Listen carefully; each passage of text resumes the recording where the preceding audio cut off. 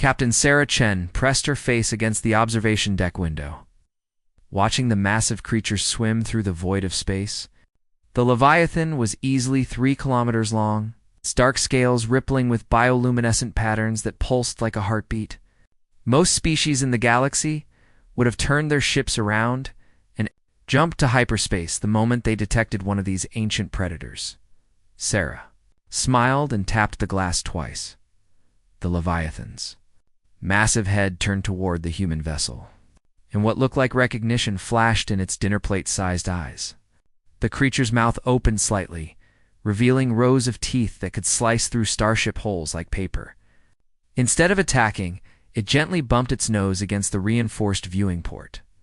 "Hello to you two, old friend," Sarah whispered, behind her. The bridge crew of the exploration vessel Wanderer went about their duties with practiced calm. They had been working with Leviathans for 3 years now, ever since humanity had made first contact with the species that every other civilization considered the most dangerous predator in known. "Space Captain," called out Lieutenant Rodriguez from the communications station. "We're receiving a priority transmission from the Galactic Council. They want to speak with you immediately." Sarah sighed. She had been expecting this call. Word traveled fast in the galaxy, especially when it involved humans doing something that supposedly couldn't be done. She made her way to the captain's chair, noting how the Leviathan kept pace with their ship, occasionally performing lazy barrel rolls that would have been impossible for any mechanical vessel. The main screen flickered to life, revealing the familiar blue-scaled features of Counselor Vexstar, a Altarian who served as the current head of the Galactic Safety Commission. His expression was a mixture of disbelief and poorly concealed terror. Captain Chen Vexstar began, his translator making his voice sound strained. "We have received reports that your vessel is currently ... traveling with a void Leviathan. Please tell me these reports are incorrect." "I'm afraid they're quite accurate," Counselor Sarah replied, settling into her chair. "We've been studying the Leviathans for several months now. Fascinating creatures, really." Vexstar's eyes widened, showing more white than Sarah had ever seen from an Altarian. "Captain, you must understand the danger you are in. Void Leviathans are responsible for the destruction of over 200 vessels in the past decade alone. They are apex predators, completely hostile to all forms of intelligent life." Sarah glanced at her tactical officer, Commander Jackson, who was trying to hide a grin. The human crew had heard this speech many times from various alien officials. "With respect, Counselor, I think there might be some misunderstanding about Leviathan behavior," Sarah said diplomatically.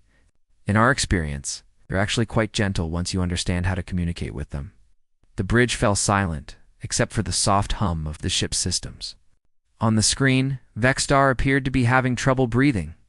Several other council members had gathered behind him, their various alien faces all showing the same expression of horrified fascination. "Communicate?" Vexstar managed to croak. "Captain, these creatures have no known language, no technology, no civilization. They are essentially space-dwelling animals driven purely by predatory instinct." Sarah stood up and walked back to the observation window. The Leviathan was still keeping pace with them, its massive fins moving in slow, graceful motions. As she watched, it began to glow brighter. Patterns of light racing along its flanks in what she had learned was the equivalent of a contented purr. "Every species we've encountered has said the same thing," Sarah said, still looking out at their companion. "The Altarians, the Zephyrians, the Crystalline Collective, even the warrior clans of Vega Prime. All of you describe Leviathans as mindless killing machines." She turned back to face the screen, where the assembled council members were hanging on her every word. "But here's what we've discovered. Leviathans aren't hostile to intelligence. They're hostile to fear. They can sense the emotional states of other beings across vast distances. When a ship full of terrified crew members encounters a Leviathan, the creature responds to that fear with aggression. It's a defensive mechanism." Commander Jackson stepped forward, his expression serious. "We've documented over 50 encounters now, Counselor. Not a single act of aggression from any Leviathan we've approached with calm, open intentions." "This is impossible," whispered a crystalline delegate. My people have faced Leviathans for 3 centuries. They have never shown anything but murderous intent. Sarah nodded sympathetically. And I'm betting your people approached them with weapons charged, shields up, and minds full of ancient stories about monster attacks. Am I right? The silence on the channel was telling. Dr. Maria Santos, the ship's xenobiologist, joined the conversation from her station. We've been able to establish a basic form of communication using bioluminescent patterns and electromagnetic pulses. Leviathans are highly intelligent, possibly more so than most spacefaring species. They've been trying to make contact for centuries, but every attempt has been met with violence or flight. The Leviathan outside seemed to sense the attention and performed another graceful role, this time flashing what the humans had learned was a greeting pattern. The display was beautiful, like watching Aurora dance across a living mountain. They're not predators in the way you think, Sarah continued. Yes, they're incredibly powerful, and yes, they can destroy ships easily. But they only do so when they perceive a threat. Approach them with curiosity instead of fear, and they respond with curiosity in return. Vexstar was shaking his head slowly. Even if what you say is true, Captain, the risk is enormous. One miscalculation, one moment of fear from a crew member, is no different from any other first contact situation, Sarah interrupted. How many species were considered dangerous until we learned to communicate with them?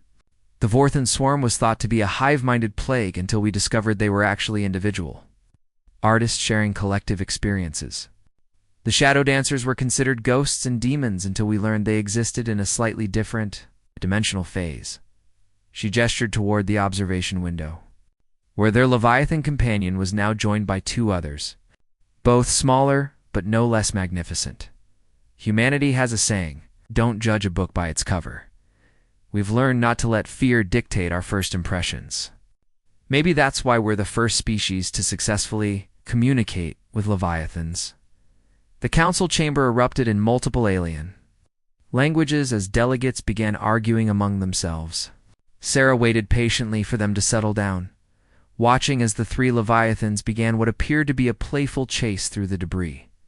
Captain Chen, the council formally requests that you return to Nexus Station immediately. We need to debrief your crew and examine your findings. Sarah considered this. A return to Nexus Station would mean weeks of meetings, reports, and skeptical questioning. It would also mean leaving the Leviathans behind, at least temporarily. We'll set course for Nexus Station, she agreed. But I want guarantees that our research will continue. Humanity didn't come this far in galactic relations by backing down from challenges. As the transmission ended, Sarah looked out at their escorts. The Leviathans seemed to understand that their human friends would be leaving soon. The light patterns on their flanks shifted to deeper, more mellow tones that the crew had learned indicated sadness. Don't worry, Sarah said quietly. We'll be back. The corridors of Nexus Station buzzed with nervous energy as Captain Chen and crew made their way to the emergency council session. Word of humanity's alliance with the Leviathans had spread throughout the station faster than a quantum signal, and everywhere they went alien beings stopped to stare. Sarah noticed how other species moved aside as they passed, creating a wide berth around the human delegation.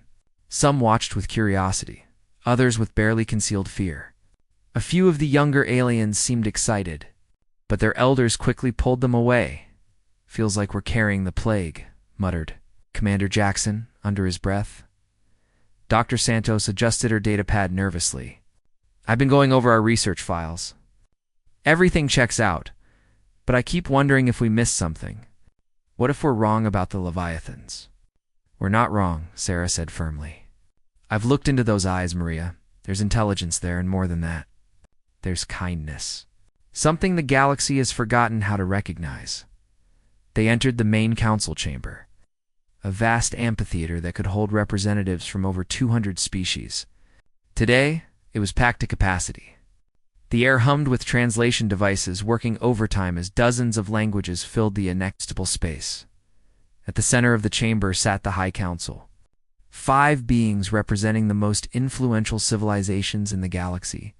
Vexstar was there, along with Prime Synthetic Node 447 of the Machine Collective, Elder Crystal Shard of Morning Light from the Crystalline Worlds, War Chief Gorvax of the Vegan Clans, and surprisingly, Ambassador Wisp from the Enigmatic Phase Dancers, Captain Chen.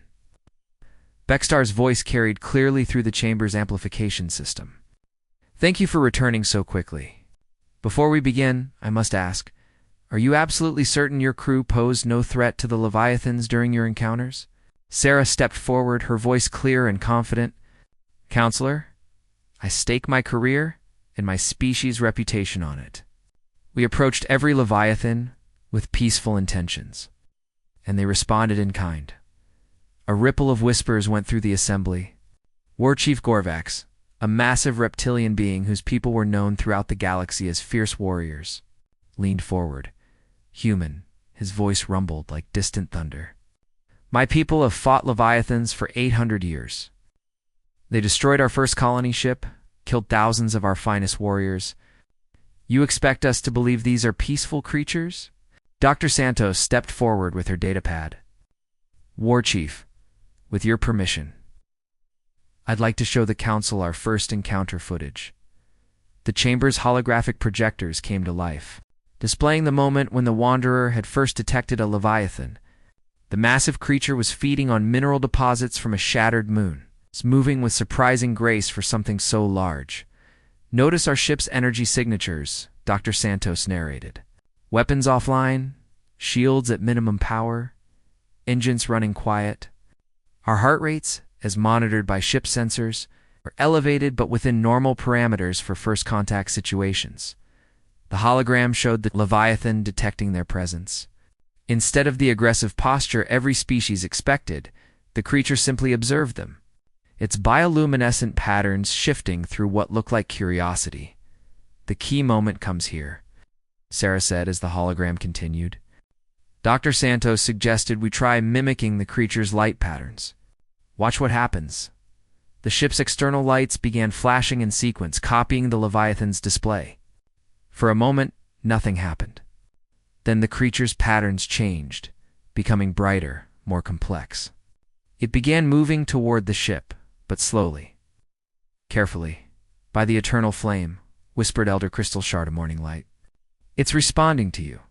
The hologram showed the next several hours of interaction, as the crew gradually established a basic communication protocol with their visitor. The Leviathan was patient, repeating patterns when the humans didn't understand, adjusting its approach when their responses seemed confused. Prime Synthetic Node 447 processed the data with mechanical precision. The behavioral patterns are consistent with high-level intelligence and social awareness. This unit calculates a 94.7% probability that the Leviathan was actively attempting to establish peaceful contact. War Chief Gorvax slammed a massive fist on his chair's armrest. Impossible. These creatures are killers. They've destroyed hundreds of ships. Because those ships attacked first, Sarah said, her voice carrying across the sudden silence. War Chief, show me one record of a Leviathan attacking a vessel that approached peacefully. The challenge hung in the air.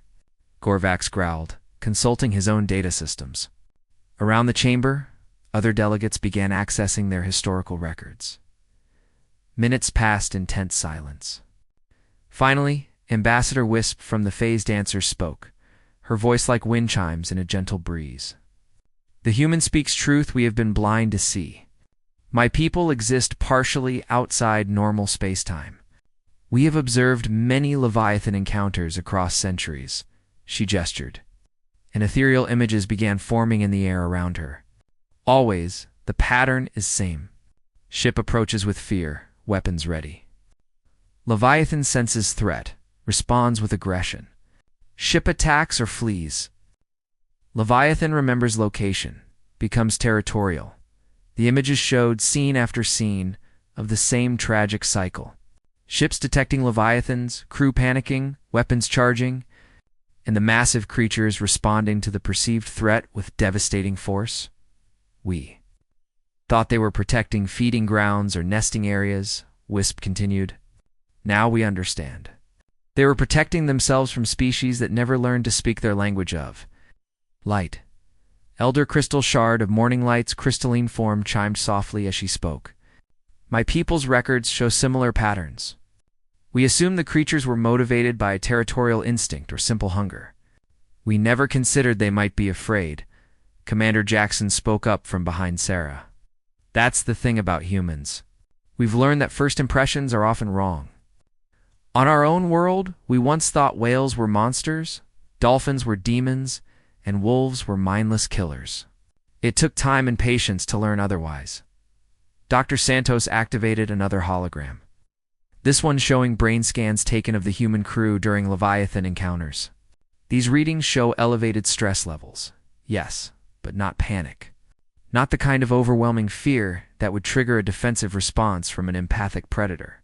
Empathic? Prime Synthetic Node 447 queried. You believe Leviathans possess telepathic capabilities? Not telepathic exactly, Dr. Santos explained, but they can sense electromagnetic fields generated by biological nervous systems. Extreme fear creates a very distinctive neural pattern. To a Leviathan, a ship full of terrified beings probably looks like a serious threat. Vexstar studied the data streaming across his personal display. Dr. Santos, you're suggesting that every hostile encounter between Leviathans and galactic shipping has been a misunderstanding? A tragic one, Sarah confirmed. Think about it from their perspective. These creatures have been wandering space for millennia, probably hoping to meet others like themselves. Instead, every species they encounter responds with weapons, fire, or flight. After centuries of this treatment, some of them have become genuinely hostile. War Chief Gorvax stood, his massive frame casting a shadow across the chamber floor. Even if this is true, the damage is done. Leviathans have learned to hunt our ships. How do you propose to change thousands of years of learned behavior? Sarah smiled, the expression carrying confidence that seemed to fill the vast chamber. The same way humanity has always solved problems. War Chief, with patience, understanding, and the willingness to take the first step, she activated her own holographic display, showing current shipping routes throughout the sector. Red zones marked areas where Leviathan attacks were common. We propose a joint expedition. Human ships will serve as intermediaries, helping to establish communication between Leviathans and other species. We'll start with volunteers, species willing to try a new approach. The chamber erupted in discussion as delegates debated among themselves. Some voices were skeptical, others intrigued. The crystalline delegates seemed particularly interested, their chiming voices creating complex harmonies of consideration. Ambassador Wisp raised a translucent hand for attention. Phase dancers will join this endeavor. Our people have long regretted the barriers between species. Perhaps it is time to bridge the gap to our most misunderstood neighbors. One by one, other delegates began expressing cautious interest. The Machine Collective calculated potential benefits. Several smaller species saw opportunities for safer travel through previously dangerous areas. Only War Chief Gorvax remained adamantly opposed. This is madness, he declared. You risk not just your own lives, but the safety of every ship in the galaxy. Sarah met his fierce gaze without flinching. War Chief, humanity didn't reach the stars by playing it safe. Sometimes the greatest risks lead to the greatest rewards. As the session concluded with tentative approval for a limited trial program, Sarah felt a familiar excitement building in her chest. Humanity was about to undertake its most ambitious diplomatic mission yet. Success would reshape the galaxy's understanding of one of its most feared inhabitants. The real work was just beginning. 3 weeks later, Captain Chen stood on the bridge of the Wanderer, watching as the most unusual fleet in galactic history assembled around them. The sight was both inspiring and nerve-wracking.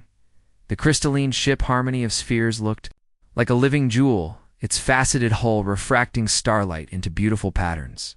Beside it, the phase dancer vessel whispered between worlds flickered in and out of visible space. Its ethereal form barely solid enough to register on sensors. Most surprising of all was the Machine Collective's contribution.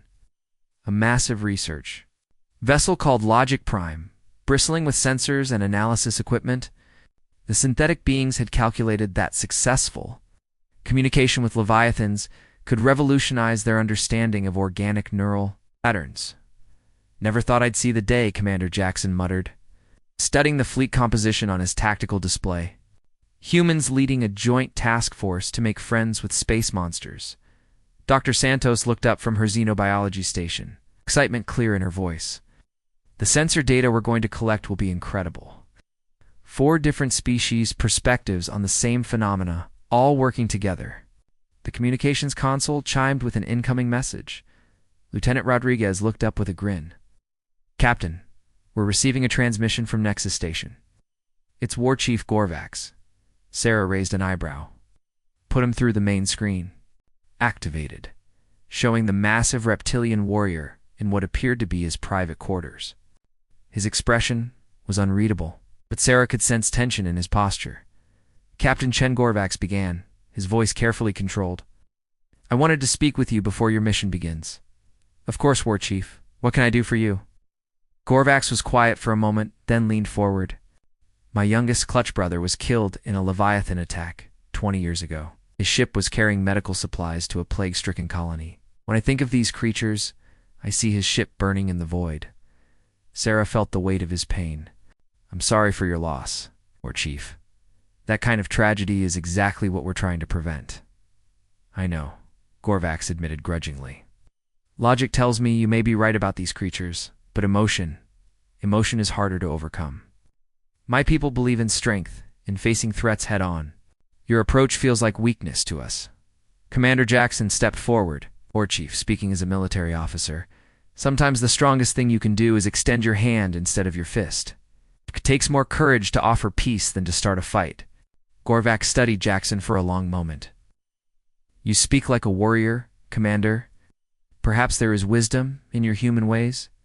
He paused, then added, "I have sent a small escort vessel to shadow your fleet. The Talon's Edge, commanded by my nephew Crix. He is young, but he thinks differently than most of our kind. If your mission succeeds, he will witness it. If you need assistance—" "Thank you, War Chief," Sarah said, genuinely moved by the gesture. "That means more than you know."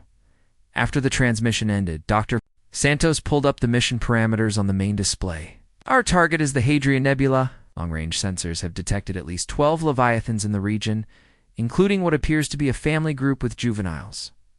"Juveniles?" Lieutenant Rodriguez looked nervous. "Are we sure approaching young ones is a good idea?" "Most species are protective of their offspring, especially protective," Sarah agreed, "but also more likely to be curious rather than hostile. Adult Leviathans have centuries of bad experiences with other species. The younger ones might be more open to contact." The fleet set course for the Hadrian Nebula, a journey that would take 3 days at their coordinated speed. During the transit, the crews worked together to establish communication protocols and emergency procedures. Sarah was particularly impressed by the phase dancer contribution to their planning.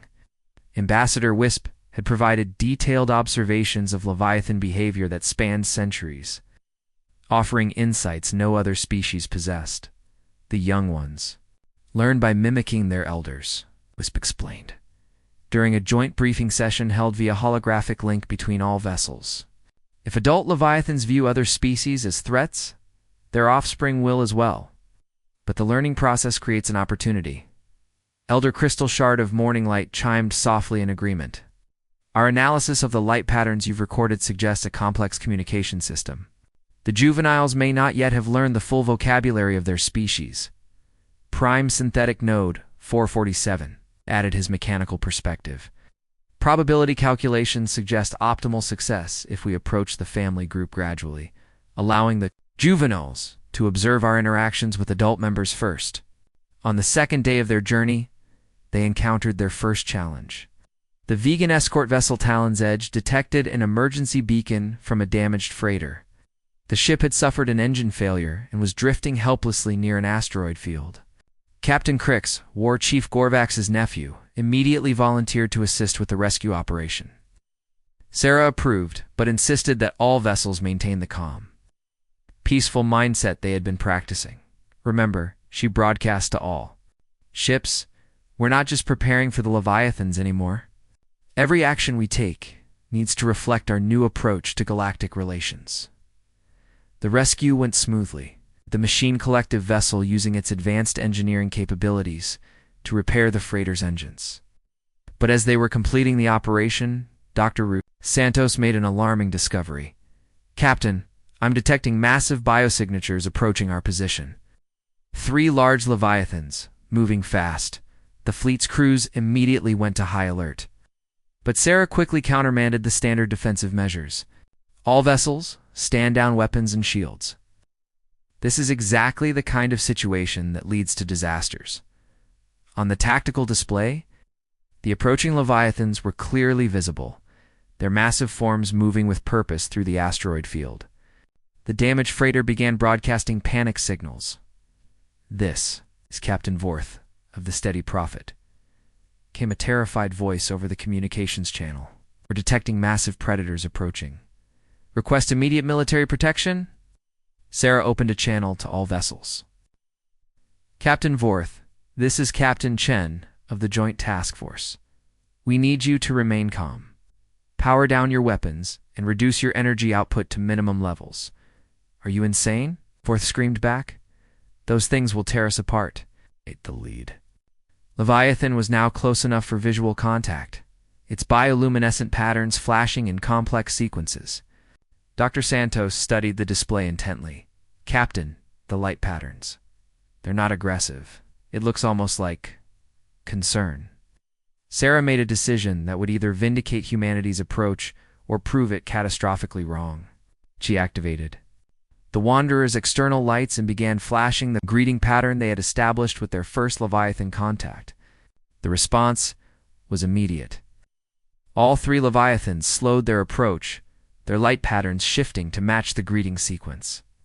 The largest one is a lie 4 kilometers long, positioned itself near the damaged freighter. "By the sacred crystals," whispered Elder Crystal Shard of Morning Light. "It's trying to help." The Leviathan extended what appeared to be specialized appendages. Gently grasping the freighter and stabilizing its tumbling motion, the other 2 creatures took up positions around the small fleet, their patterns now displaying what the humans had learned to recognize as protective behavior. Captain Vort's panicked voice filled the communications channel. "What's happening? Why aren't they attacking?" Captain Crix from the Talon's Edge answered, his voice filled with wonder. "'Cause they're not monsters, Captain Vorth. They're guardians." Over the next hour, the 3 Leviathans helped coordinate the repair efforts, using their bioelectric fields to provide power to the freighter's systems, while the Machine Collective completed more complex repairs. Their communication with the task force was basic but clear. They had detected the distressed vessel and come to investigate. When the freighter was finally ready to depart under its own power, Captain Vorth contacted the fleet one more time. His voice was shaky but filled with gratitude. "Captain Chen, I don't know how you did that, but you probably saved my crew's lives today. I'll be filing a report with the Guild about what happened here." As the freighter departed, the 3 Leviathans remained with the task force, their patterns now showing what Dr. Santos interpreted as curiosity about their mission. The largest one approached the Wanderer and began displaying increasingly complex light sequences. "I think it's asking where we're going," Dr. Santos said, studying the patterns. Sarah smiled, feeling the excitement of true first contact. "Show it the nebula coordinates. Let's see if these 3 want to introduce us to their friends, the Leviathans." Response was unmistakable. Pure joy expressed in cascading waves of brilliant light that painted the asteroid field in rainbow colors. Humanity had just gained its first official Leviathan ambassadors. The Hadrian Nebula stretched before them like a cosmic cathedral, its swirling gases painted in shades of purple and gold by the radiation of newborn stars. Within its vast embrace, the task force's sensors detected exactly what Dr. Santos had predicted. A family group of Leviathans unlike anything previously documented. 12 confirmed contacts, Lieutenant Rodriguez reported, his voice tight with controlled excitement. The largest ones are maintaining position near what appears to be a stellar nursery. The smaller signatures are moving in organized patterns around them. Sarah studied the tactical display, noting how their 3 Leviathan escorts had changed their behavior as they approached the nebula. Their light patterns had shifted to more formal, structured sequences that reminded her of diplomatic protocols. "They're announcing us," Dr. Santos observed. "Look at the response patterns from the group ahead. It's like watching a conversation in lights." "Ambassador?" Wisp's ethereal voice drifted across the communications channel from her ship. The phase dancers observe similar behavior when approaching the nesting grounds of void whales. The escorts are requesting permission for strangers to enter sacred space. Elder Crystal. Shard of Morning Light's melodic tones added another perspective. Our sensors detect harmonic resonances within the nebula. The Leviathans are using the gas clouds themselves as a communication medium, creating sound waves through controlled gravitational pulses. Prime synthetic node for 47s. Mechanical analysis provided the technical details. Confirmed. The creatures are manipulating local gravitational fields to generate low-frequency vibrations throughout the nebula. This unit calculates the communication range extends across several light-years. Captain Crix from the Talon's Edge couldn't hide his amazement. By the ancestors, they've turned an entire star system into a conversation. As they moved deeper into the nebula, the full scope of Leviathan civilization began to reveal itself. What had initially appeared to be random movement was actually a complex social structure. Juvenile Leviathans played elaborate games among asteroid fields, their games somehow serving to clear navigation hazards for the adults. Elderly members of the species tended carefully cultivated gardens of crystalline formations that seemed to serve both practical and aesthetic purposes. "Captain," Dr. Santos called out, her voice filled with wonder. "I'm detecting structures. Not biological, not mechanical, but something else entirely." The main screen showed what their sensors had found. Vast geometric patterns carved into the surface of a small moon. Too precise to be natural, too organic to be artificial. The patterns glowed with the same bioluminescent energy as the Leviathans themselves. "Art," Sarah breathed. Their artists, the largest of their escorts, approached the Wanderer, its patterns now displaying something that could only be described as pride. It began projecting holographic images using its bioelectric fields, showing the task force scenes of Leviathan culture spanning millennia. The images revealed a peaceful civilization that had watched the rise and fall of countless species. Leviathans had been present when the first Altarian ships left their homeworld, had witnessed the machine collective's awakening to consciousness, had seen the phase dancers' first experiments with dimensional manipulation. They've been observers, Ambassador Wisp realized. Watching us all grow up, but never able to make contact because we were too afraid to listen, one of the juvenile Leviathans, barely 100 meters long, approached the crystalline ship with obvious curiosity. Its patterns were simpler than the adults, but held an infectious enthusiasm that transcended species barriers. Elder Crystal Shard Morning Light began mimicking the young one's light patterns using her ship's external displays. What followed was a delightful game of cosmic follow the leader. As the juvenile tried increasingly complex light sequences to see if the crystal being could keep up. "Young one is teaching her our number system," Dr. Santos observed. "Look at the mathematical progressions in the light patterns." Meanwhile, the machine collective vessel had attracted the attention of an adult Leviathan who seemed fascinated by prime synthetic. Node 447's purely electronic consciousness. The creature was trying to establish some form of direct interface, creating electromagnetic fields that resonated with the ship's computer systems. "This unit is experiencing unprecedented data flow," Node 447 reported. "The Leviathan consciousness is vast, layered in ways that suggest multiple simultaneous thought processes. It appears to be sharing historical database records." Captain Crix had initially remained at a respectful distance, his vegan military training making him cautious despite everything he had witnessed. But when one of the adult Leviathans approached his ship, displaying clear distress signals, his warrior instincts kicked in. "Wanderer, this is Talon's Edge. I'm reading massive gravitational distortions in the outer nebula." "Something's wrong," Sarah felt her stomach clench. All vessels maintain position. We're going to investigate. The distressed Leviathan led them through the nebula to a sight that broke Sarah's heart. A young Leviathan, probably only a few decades old, was trapped in the twisted wreckage of what had once been a cargo vessel. The creature was injured but alive, its distress calls echoing through the nebula's gravitational medium. How long has it been trapped? Sarah asked Dr. Santos, consulted her readings. Based on the metal fatigue and radiation signatures, I'd say at least 6 months. The poor thing must have been investigating the wreck when it got caught. The adult Leviathans surrounding. The wreck were clearly distraught, but they seemed afraid to approach the metal debris too closely. Their bioelectric fields were causing dangerous resonances in the twisted hull structure, making rescue impossible without risk of further injury to the trapped youngster. They've been trying to free it all this time, Captain Crix realized. But every time they get close, they make the situation worse. Sarah made another command decision that would define humanity's relationship with the galaxy's most misunderstood species. All vessels, prepare for close proximity rescue operations. We're going to get that young one out of there.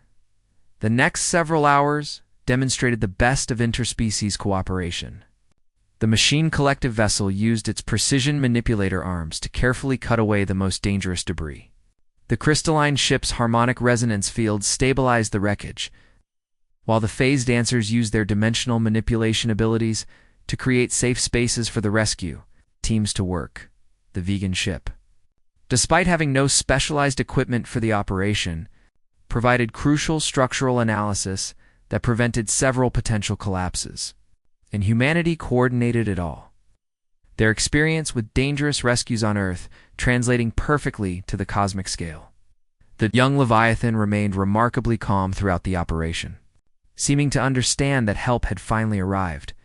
Its light patterns showed gratitude and trust as the various species worked to free it from its metal prison. When the last piece of debris was cleared away, the young Leviathan swam free to a chorus of joyful patterns from its family group. But instead of immediately returning to its kin, it approached each rescue vessel in turn, displaying what could only be described as formal thanks. When it reached the Wanderer, the young creature performed an elaborate light display that left the entire task force speechless. The patterns were complex beyond anything they had seen, incorporating mathematical concepts, artistic expression, and emotional content in a three-dimensional symphony of meaning. It's composing a song, Dr. Santos whispered. About us. About what just happened. It's telling the story of 5 different species working together to help someone in need, the young Leviathans. Songs spread throughout the nebula as other members of the species picked up the melody and added their own verses. Soon the entire stellar region resonated with a complex harmony that told the tale of the rescue from multiple perspectives. Ambassador Wisp's voice carried deep emotion as she translated what her people's dimensional senses could perceive. The song speaks of walls falling, of fear becoming friendship, of small actions echoing across eternity. They are naming this moment as the beginning of a new age. Elder Crystal. Shard of Morning Light's crystalline form chimed in resonance with the Leviathan song. My people will remember this harmony for 10,000 years. It will become part of our cultural memory. It's passed from crystal to crystal across generations. Prime Synthetic Node 447 processed the event with characteristic precision. But even his mechanical voice carried something that sounded like wonder. This unit calculates that today's events will be remembered as a pivotal moment in galactic history. The probability matrices for interspecies cooperation have been fundamentally altered. Captain Crix remained silent for a long moment, then opened a private channel to Sarah. Captain Chen, I need you to know something. When that young one was trapped, I saw something I've never seen before. Adult Leviathans were weeping. Actual tears made of some kind of bioluminescent fluid. They were crying for their child. Sarah felt tears forming in her own eyes. They're not so different from us after all. No, Crix agreed. They're not. And that changes everything for my people. I'll need to contact War Chief Gorvax immediately. As the rescued youngster rejoined its family group, the adult Leviathans began displaying patterns that Dr. Santos recognized as formal invitations. They were being asked to witness something important. The family group arranged itself in a complex three-dimensional formation around a massive crystalline structure that had been growing in the heart of the nebula for centuries. As the task force watched, the adult Leviathans began adding new elements to the structure, incorporating materials salvaged from the wreckage that had trapped their young. They're creating a monument, Sarah realized. A memorial to this moment. But the monument was more than just a remembrance. As the Leviathans worked, their bioelectric fields began resonating with the crystalline structure, turning it into a massive communication relay. The song of the rescue began broadcasting beyond the nebula, carried on gravitational waves that would reach every corner of the galaxy. The entire galaxy will hear this story, Dr. Santos said in amazement. Every Leviathan in space will know what happened here today. The implications were staggering. For the first time in millennia, Leviathans would have a positive story to share about encounters with other species. The message would spread through their vast network, changing perceptions and opening possibilities that had been closed for countless generations as the monument neared completion. The largest of the adult Leviathans approached the task force with what appeared to be a formal proposal. Its light patterns were complex, but clear. It's an invitation to establish permanent contact between their species and the galactic community. They want to send ambassadors, Ambassador Wisp translated. Representatives who can travel with ships from other species, serving as bridges between our peoples.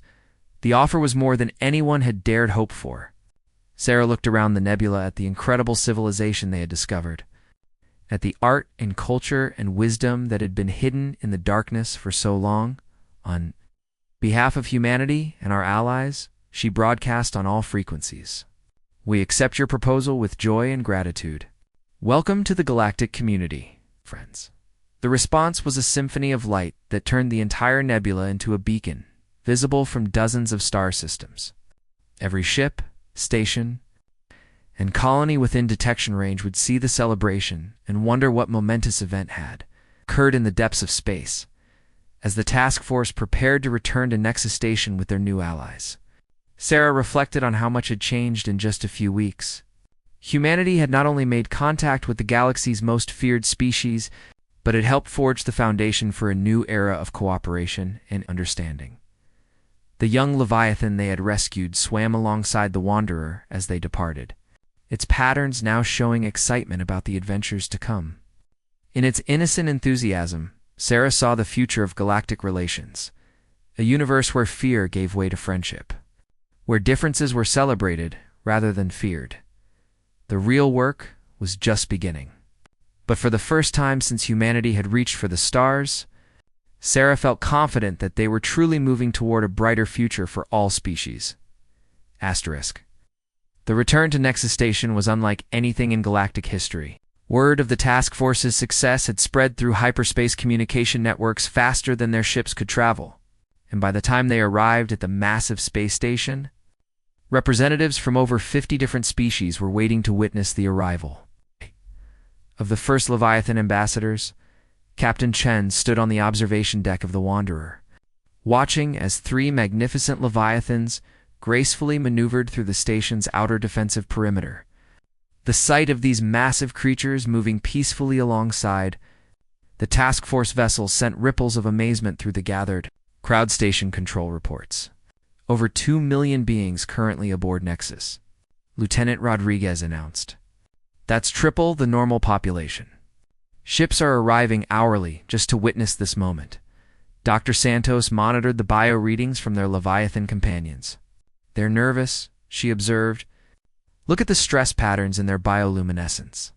This is probably the first time any of them have been this close to so many different species, the largest of the Ambassador Leviathans, whom the task force had nicknamed Harmony for her beautiful light songs, approached the station's primary docking bay.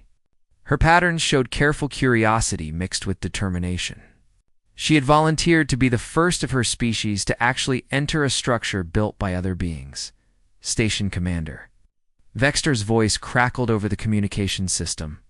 Captain Chen, the Council has prepared the Grand Assembly Hall for the formal reception ceremony. The atmospheric processors have been adjusted to accommodate all participating species. Understood, Station Control.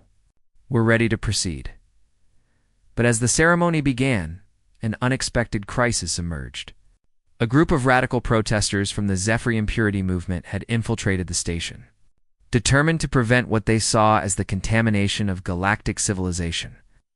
By primitive monsters, the protesters had positioned themselves in the station's central plaza, directly along the route the Leviathan ambassadors would need to take to reach the assembly hall. Their leader, a fanatical Zephyrian named Veltar, the Purifier, was broadcasting hate speech on all public frequencies. Citizens of the galaxy, his harsh voice echoed through the station corridors. Do not let these humans deceive you.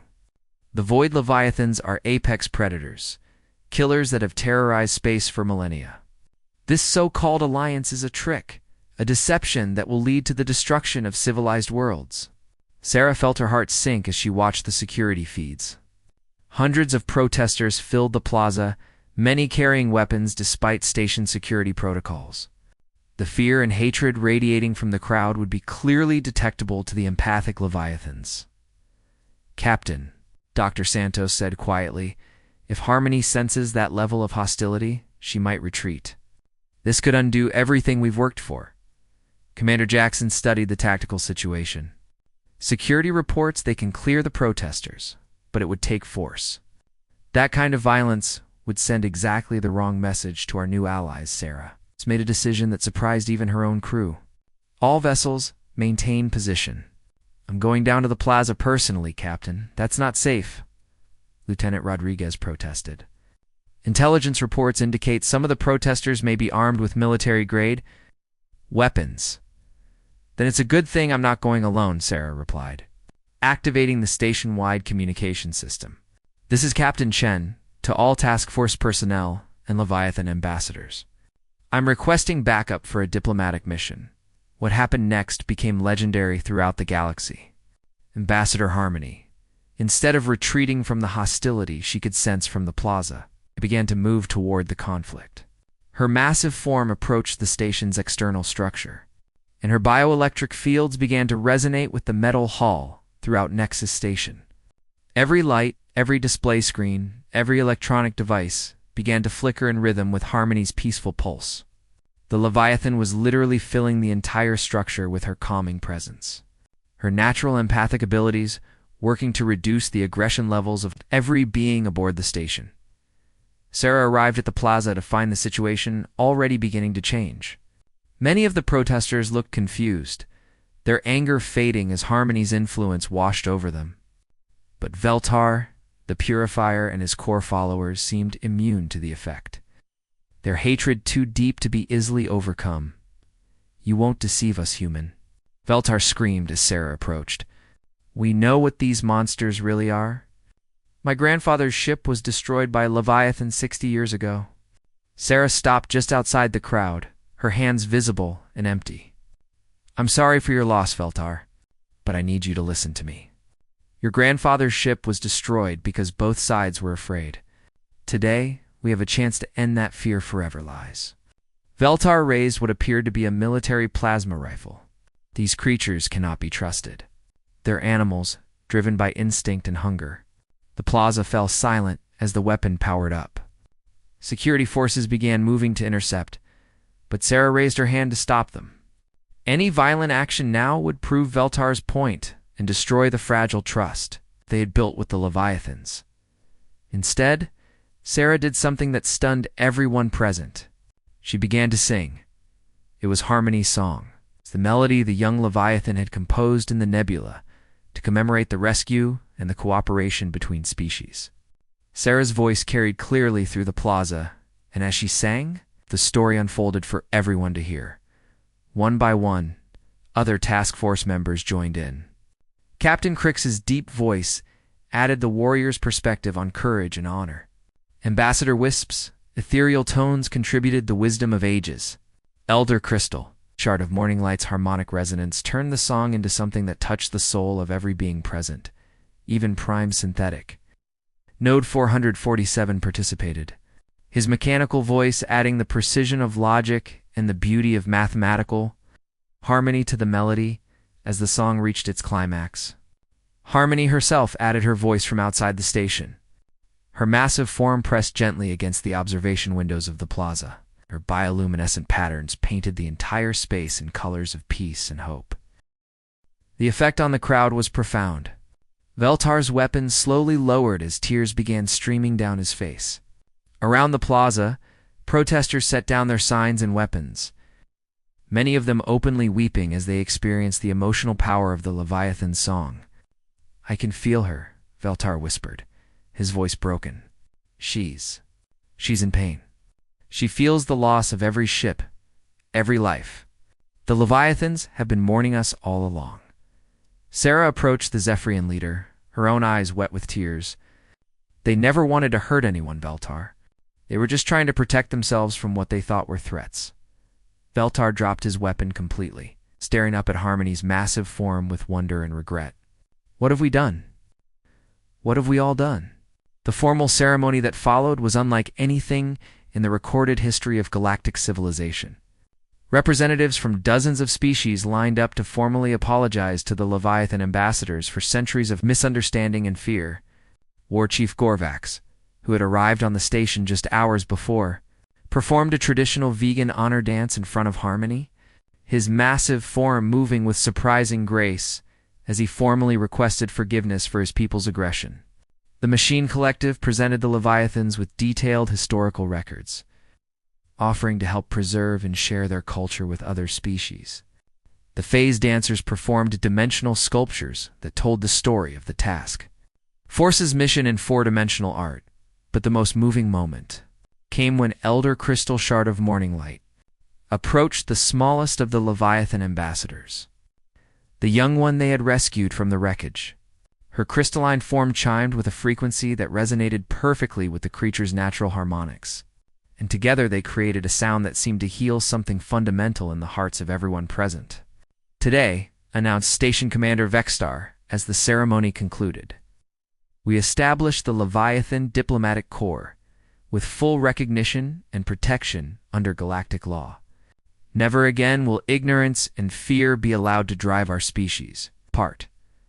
As the celebration continued into the station's night cycle, Sarah found herself standing alone on an observation deck, watching as Harmony and her companions swam gracefully through the void around Nexus Station. The sight was breathtakingly beautiful, but more than that, it represented hope for a future none of them had dared imagine just a few months ago. Commander Jackson joined her at the window. "Hell of a thing, Captain. We came out here looking for new friends, and instead, we helped the galaxy find its soul." Sarah smiled, placing her hand on the cool metal of the observation window. Outside, Harmony seemed to sense her presence and flashed a gentle greeting pattern. "No, Commander," Sarah replied softly. "We just reminded everyone that the universe is big enough for all of us to share." 6 months after the historic ceremony at Nexus Station, Captain Sarah Chen received an urgent message that would test everything humanity had accomplished with the Leviathans. The communication came from the frontier world of New Damascus, where human colonists had established a thriving agricultural community on the edge of unexplored space. Captain Chen, the holographic image of Governor Maria Santos Rodriguez, flickered with interference from the long-distance transmission. "We have a situation here that requires your expertise with Leviathans. 3 days ago, a massive creature appeared in our system. It's unlike any Leviathan we've seen in the databases, and it's changed." Sarah studied the attached sensor data aboard the Wanderer, now officially designated as the flagship of the interspecies diplomatic fleet. The readings showed a Leviathan of enormous size, easily 6 kilometers long, but its biosignatures were unlike anything they had encountered before. "Dr. Santos," she called to her xenobiology officer, who had requested to remain on the ship despite offers of prestigious positions at several research institutes. "What do you make of these readings?" Dr. Santos frowned at her displays. The basic physiology is consistent with Leviathan species, but there are anomalies. The bioelectric output is 3 times normal levels, and there are some kind of metallic structures integrated into its organic systems. Commander Jackson, now wearing the insignia of the diplomatic fleet, studied the tactical implications. The Colonial Defense Forces are scared, Captain. They're requesting immediate military assistance. No weapons, Sarah said firmly. We've learned too much to go back to the old ways now. Set course for New Damascus. Maximum speed. And send messages to our Leviathan ambassadors. If this creature is in distress, we'll need their help to communicate with it. The journey to New Damascus took for days, during which 2 more Leviathan ambassadors joined their small fleet.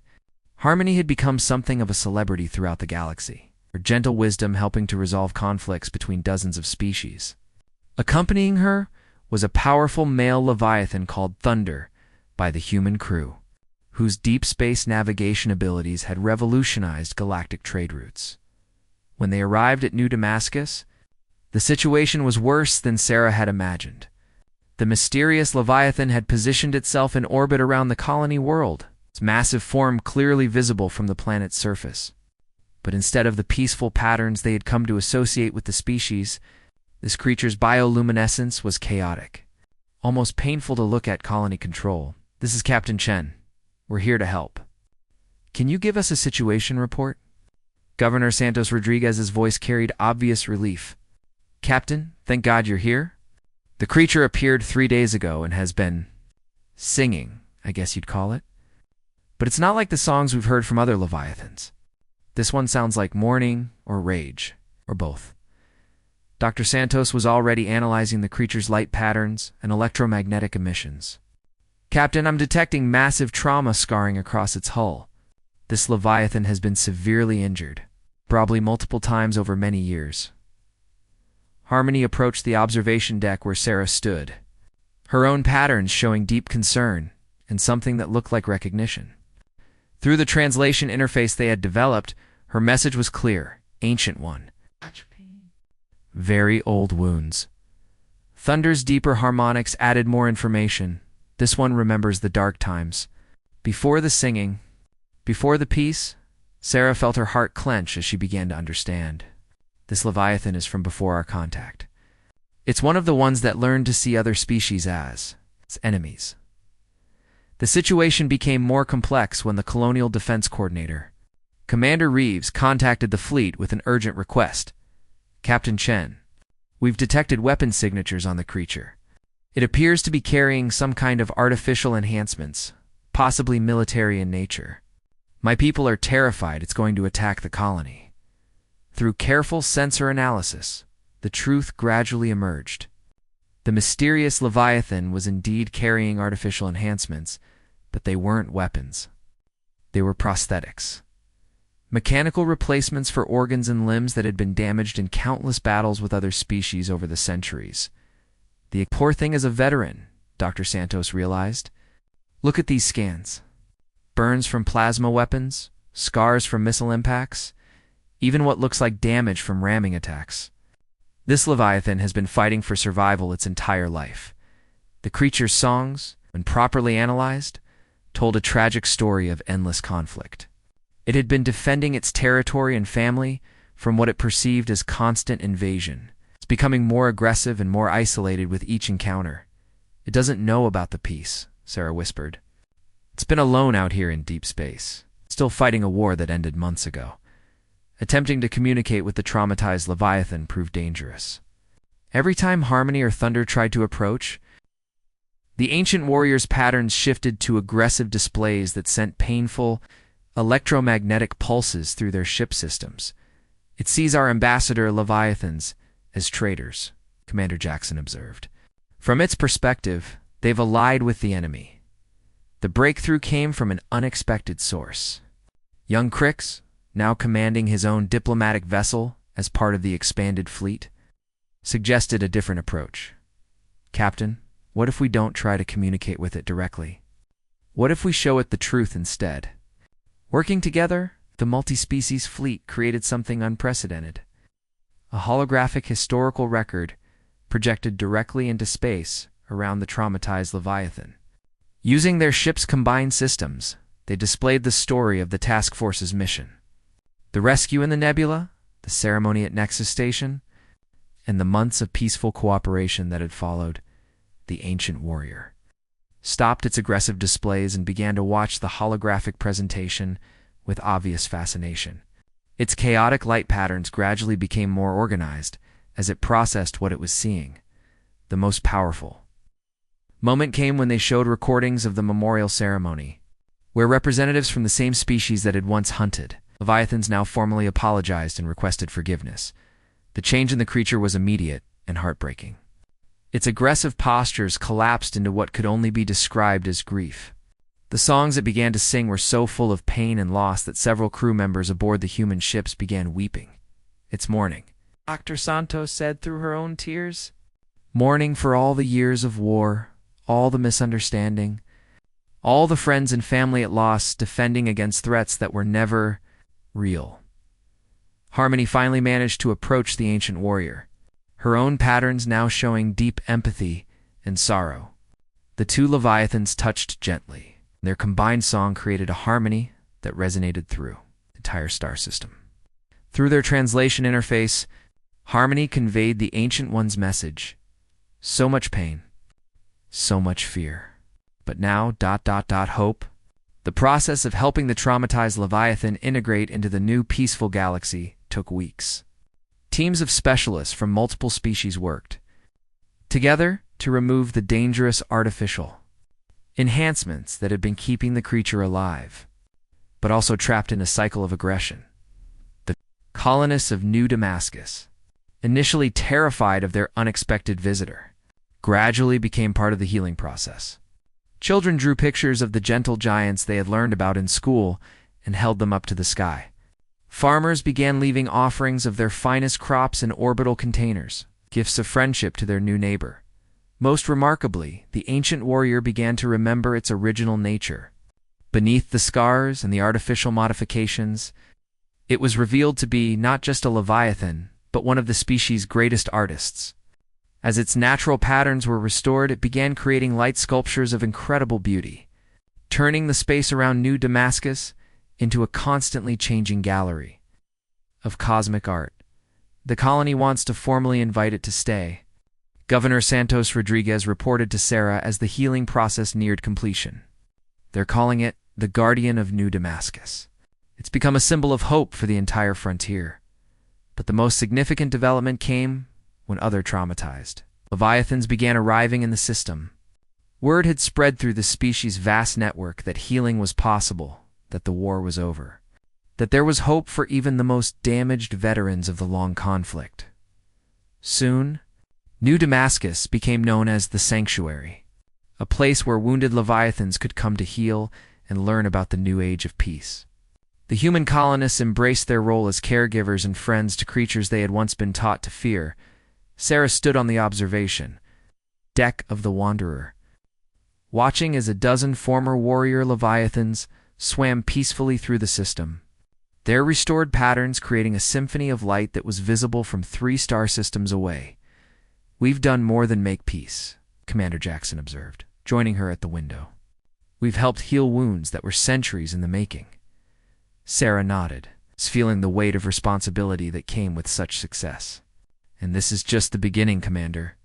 There are thousands of traumatized Leviathans scattered throughout the galaxy, all of them believing they're still at war."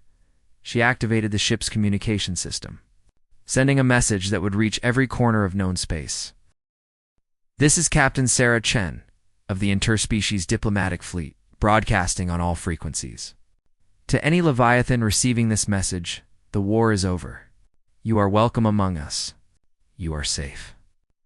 Come home * 2 years after the establishment of the sanctuary at New Damascus." Captain Sarah Chen received the message she had been both hoping for and dreading. It came through the Leviathan communication network, a vast web of gravitational resonances that now connected every corner of the galaxy. The message was from the Deep Ones, Leviathans so ancient that they remembered the first civilizations to achieve spaceflight. They've been watching the recent changes in galactic society, and they wanted to meet. Captain Dr. Santos announced from her station aboard the Wanderer, now flagship of a fleet that included vessels from 47 different species. Long-range sensors are detecting massive gravitational anomalies in the Void's heart sector. Whatever's out there, it's bigger than anything we've encountered. Commander Jackson, recently promoted to Admiral of the Diplomatic Fleet, studied the tactical displays with concern. That's uncharted space, Captain. No colony worlds, no trade routes, no known resources. If the Deep Ones have been hiding there, it's because they wanted complete isolation. Sarah nodded, understanding the implications. The Deep Ones represented the ultimate test of everything humanity had achieved with the Leviathans. If they could win over these ancient beings, who had witnessed the rise and fall of countless civilizations, then the peace they had built would truly be permanent. All vessels, set course for the Void's heart, and send word to every Leviathan ambassador in the fleet. We're going to need all the help we can get. The journey to the Deep One's realm took 3 weeks, during which the fleet grew to unprecedented size. Word of the mission had spread throughout the galaxy, and representatives from over 100 species requested permission to join the expedition. War Chief Gorvax brought a squadron of vegan honor ships, their weapon systems completely removed and replaced with gift holds filled with artistic treasures from his homeworld.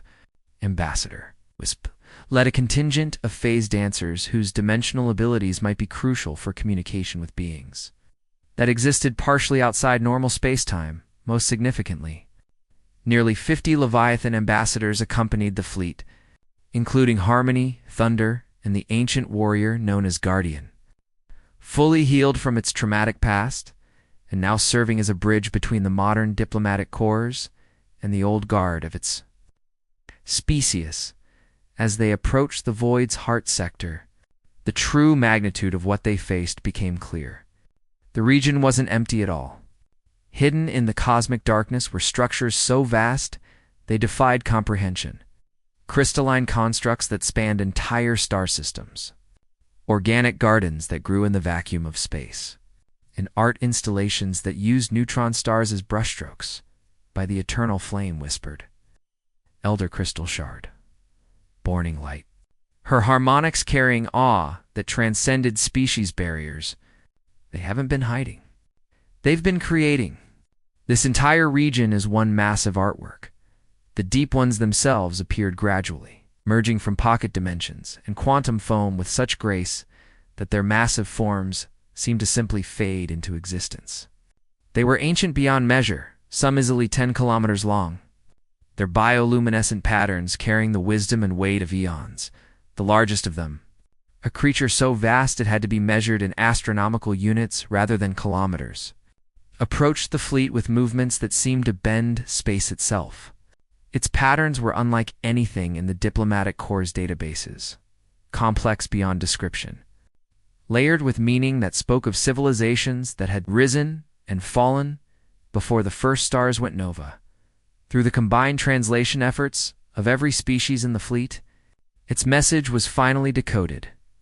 Young singers of the new harmony, you have awakened something that has slumbered since the galaxy was dark. We are ... interested.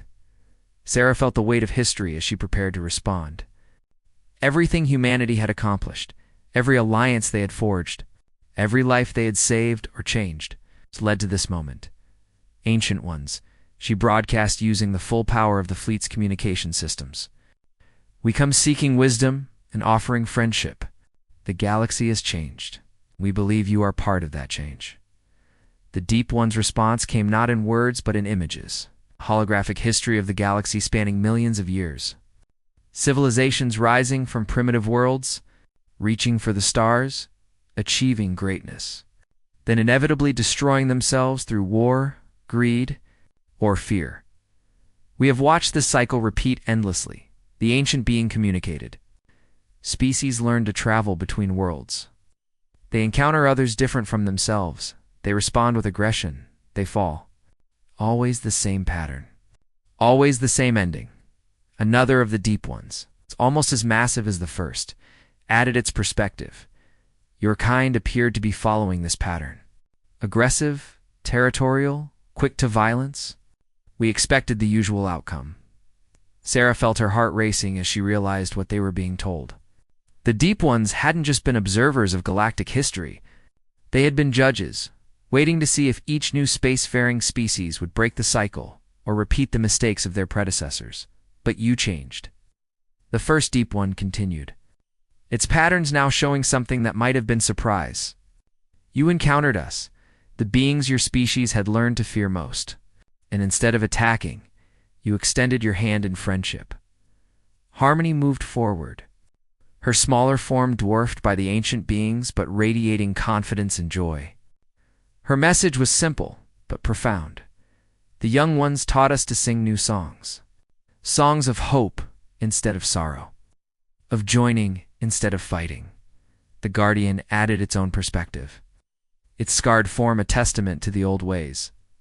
I was lost in darkness, trapped by pain and anger.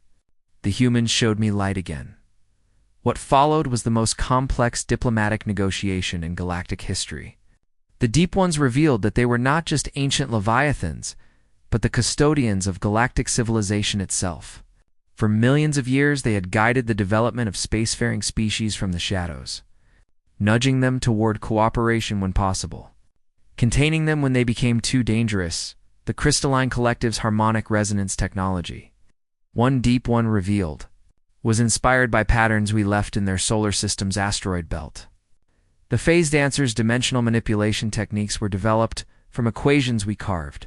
KRM synthetic node, prime synthetic node, 447, representing the Machine Collective, processed this information with typical mechanical precision. Query: has the Collective's development been artificially accelerated? Not accelerated, the Deep One replied, guided. Every species receives the same subtle encouragement. Most ignore it. Some use it to become better than they were. A few, like yourselves, learn to help others become better as well. The revelation recontextualized everything they thought they knew about galactic civilization. The technologies that defined each species' unique identity had been gifts from the Deep Ones. Tests to see how each civilization would use the tools they were given. Humanity was different. The largest Deep One continued. When you encountered leviathans, beings you had been taught to fear, you chose curiosity over aggression. When you found injured creatures, you chose healing over abandonment. When faced with those who hated you, you chose understanding over violence. Sarah found her voice. Speaking for all of humanity and their allies, we're not perfect. We make mistakes. We sometimes choose wrongly. But we try to learn from those mistakes instead of repeating them. Yes, the Deep One's patterns showed what could only be approval, and that is why the testing phase is ending. The galaxy is ready for the next stage of evolution. What the Deep Ones proposed changed everything. They offered to share the full extent of their knowledge and technology, not just with humanity, but with all the species that had proven themselves capable of cooperation and growth. The hidden guidance would become open partnership, but the offer came with responsibility. The species of the current galaxy would become the custodians for the next cycle of civilization, the guides and teachers for species yet to achieve. Spaceflight. There are young worlds throughout the galaxy, where new civilizations are taking their first steps toward the stars, the Deep One explained. They will need teachers, guides, friends who can help them avoid the mistakes of the past. War Chief Gorvac spoke for many when he asked, "How do we know we're worthy of such responsibility?"